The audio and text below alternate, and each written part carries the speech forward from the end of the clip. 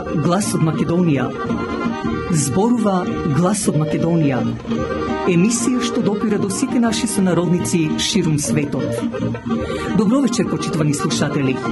Ви се јавуваме со радиопрограмата Глас од Македонија, што се емитува секоја недела од 6 до 7 часот навечер преку етерот на радиостаницата CMR на Бранова должина 101,3 FM. Ова радиопрограма за овој час нека ви пренесе со мислите во вашата прва татковина Македонија, во земјата на сонцето и градината на рајот. Нека топло допре зборот и песната македонска во вашиот дом, а вие бидете секогаш дел од нас, за да и ние бидеме вечно со вас. Па, пријатна разонуда со вашиот уредник и водител Драгица Белчевска.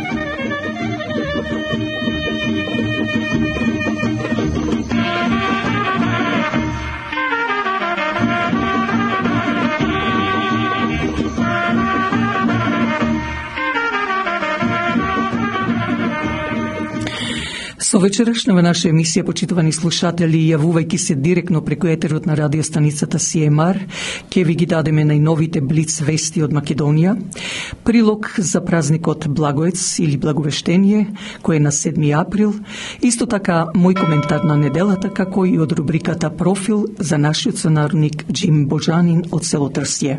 Па уште еднаш пријатни 60 минути со радиочасот Глас од Македонија. Најпрво да одиме со прилогот за празникот Благоец. На 7 април го славиме радосниот празник Благовештение.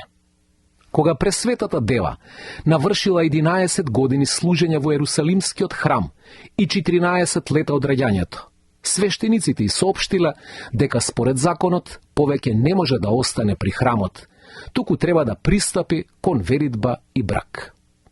Дева Марија не сакала да стапи во брак, па затоа била доверена на чување на стариот Јосиф од Назарет, кој што и бил роднина. Во домот Јосифов, Марија продолжила да живее исто како во Соломоновиот храм, минувајќи го времето во читање на Светото писмо, во богомислие и ракоделие. Од дома не излегувала, не се интересирала за светските работи и настани, зборувала само со ќерките на Јосиф. Во еден миг, на Пресветата Дева во одајата и се јавил великиот архангел Гавриил и рекол: „Радувај се, благодатна, Господ е со тебе.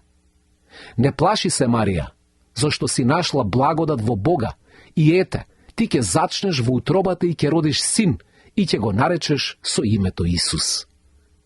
„Како ќе биде тоа кога јас не знам за маж?“ прашала Марија, а Гавриил и одговорил: „Светиот Дух ќе слезе на тебе и силата на Севишниот ќе те осени, па затоа и роденото ќе биде свето и ќе се нарече Син Божи.” Со ова архангелска благовест и со слегувањето на Светиот Дух врз Марија, започнало спасението на луѓето, остварено преку Синот Божи, Исус Христос, роден од Пречистата Дева. За многу години. Па нека е за многу години и секој оној кој го носи тоа име, нека му е честито и вечно. Македонската православна црква Свети Климент Охридски со председателот Влади Димитриевски ве поканува на заедничките богослужби што следат во наредните великденски пости од 10 часот утрото, еве како што е сега и празникот Благоец на 7 април. Но исто така, како културен центар на располагање ви стојат трите сали на црквата Свети Климент Охридски за било какви настани, крштевки, свадби и така натаму. Телефонот е 416-421-7451. Тимот пак Недан Тим, Real Estate, специјалисти за продавање или купување на куќи, дека е тоа така докажува нивната успешна 15 годишна пракса во бизнисот, било за куќи, фарми, бизниси, но и специјалисти за да ви овозможат на најлесен начин да добиете моргич доколку ви е потребен.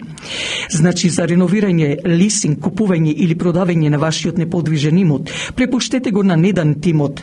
Побарајте го Васко Недановски на 647 333 9628 или 905 877 8262.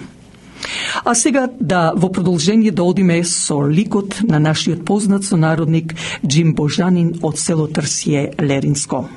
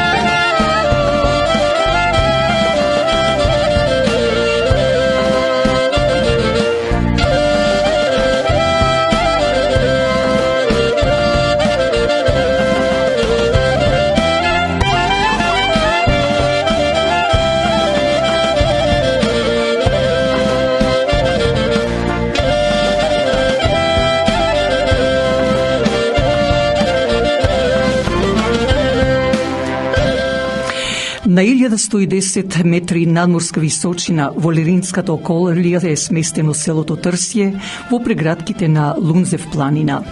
Познато како село кое се занимавало со овчарство, козарство и сточарство како и градинарство, жителите од ова село се иселуваат во Канада, Австралија, источноевропските земји, најмногу со протерување на децата за време на така наречената граѓанска војна и после Втората светска војна.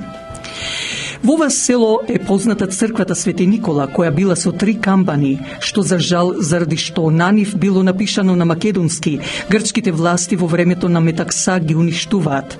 Инаку таа црква ја градел Трајко Поп Атанасов или отец Герасим по враќањето во неговото село од Светагора, кој исто така го отвора првото македонско училиште во 1866 година.